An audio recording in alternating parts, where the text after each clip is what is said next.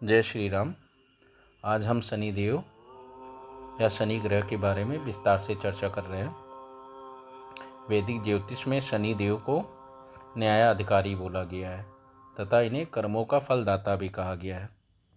शनि देवता मंद गति से चलने वाले ग्रह हैं। इनकी दशा और राहु की दशा और शुक्र की दशा सबसे ज़्यादा समय लगाती है। शनि देव जो हैं मकर राशि और कुंभ राशि के स्वामी माने गए हैं और शनि देव तुला राशि में उच्च के होते हैं। वहीं इसके विपरीत मेष राशि में ये नीच के होते हैं। शनि देव सात्विक जीवन तथा सत्य के मार्ग पर चलने वाले व्यक्ति को कभी भी कष्ट प्रदान नहीं करते हैं, जबकि व्यक्ति शनि देव के साढ़े साथी और ढैया से काफ़ी भय खाते हैं, जबकि वो सत्य मार्ग पर चलने वाले और सात्विक जीवन जीने वाले व्यक्ति को कभी भी कष्ट नहीं देते हैं, क्योंकि शनिदेव न्याय के अधिकारी हैं तथा कर्मों के फलदाता हैं। इसलिए वे उन व्यक्तियों का हमेशा साथ देते हैं जो व्यक्ति अपने से नीचे के वर्गों के व्यक्तियों का सम्मान करते हैं और न्याय का मार्ग चुनते हैं। उनको वो कभी भी कष्ट नहीं देते। शनिदेव व्यक्ति को तराशते हैं और तराशने के बाद हीरा बनाते हैं। जब शनिदेव उच्च राशि में विद्यमान होते तो व्यक्ति को तपाते बहुत हैं और जब व्यक्ति तप के बाहर निकलता तो उसमें निखार आता है। शनिदेव के शत्रु जो देव हैं वो सूर्य, शनि की शत्रुता सबसे ज़्यादा सूर्यदेव, चंद्रदेव और मंगल देव से है। और शनि की न्यूट्रल जो राशि देव हैं वो बुध देव हैं। और शनि के जो मित्र हैं वह हैं शुक्रदेव, राहु देव और केतु देव। इनके साथ इनकी मित्रता अच्छी रहती है, जबकि राहु केतु को इनका चेला भी कहा जाता है।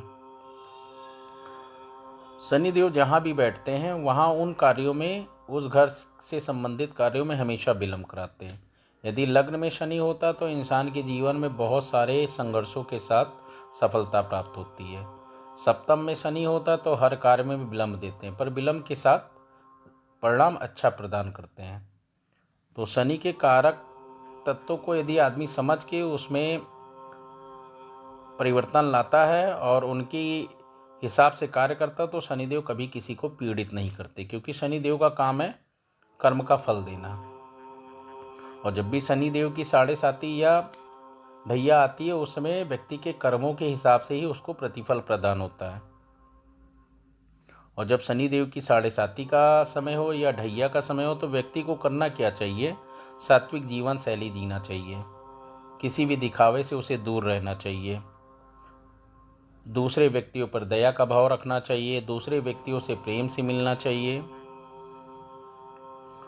क्योंकि शनिदेव को दुख और कष्ट का कारक भी कहा जाता है। पर शनिदेव यदि अष्टम भाव में किसी व्यक्ति के तो उसकी आयु भी बहुत बड़ी करते हैं, क्योंकि आयु के कारक भी शनिदेव ही माने गए हैं। और जो व्यक्ति अनुशासन और धैर्य के साथ कार्य करता है उसको वो सकारात्मक परिणाम प्रदान करते हैं।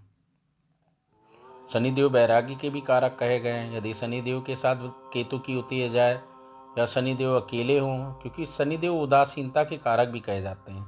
तो शनिदेव यदि लग्न में हो तो इंसान बड़ा उदासीन होता है, धीरे धीरे कार्य करने वाला होता है, आलसी होता है।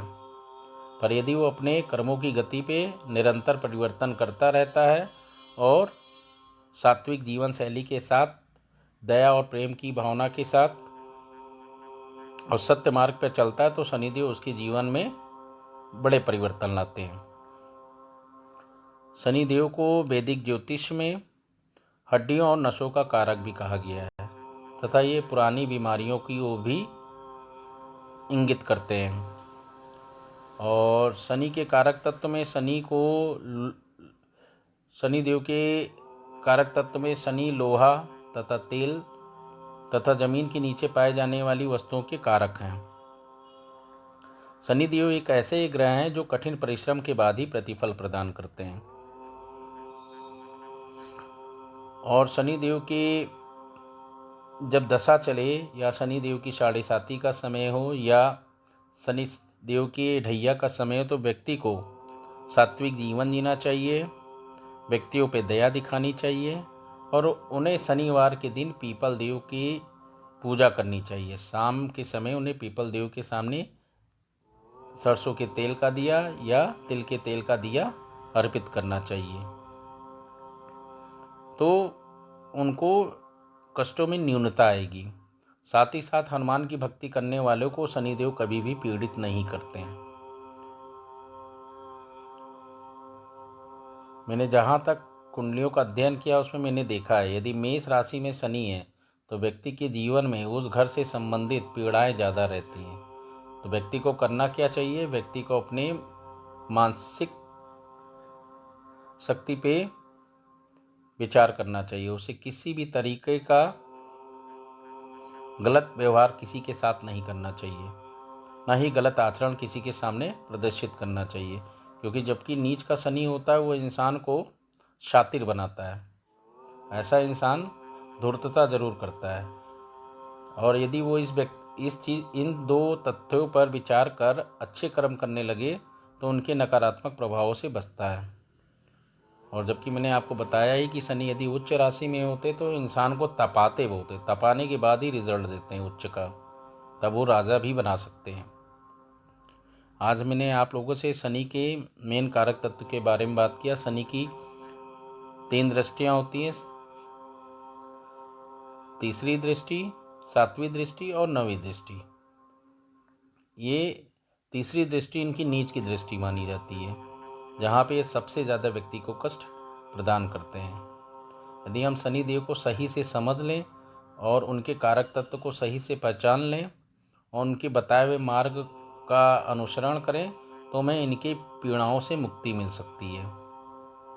क्योंकि जब हम अपने कर्मों पर ध्यान देते हैं तो शनि की पीड़ा से बचा जा सकता है, क्योंकि शनि देव सत्य के मार्ग पे चलने वाले, अनुशासन और धैर्य के साथ कार्य करने वाले और सात्विक जीवन जीने वाले व्यक्ति को कभी भी प्रताड़ित नहीं करते।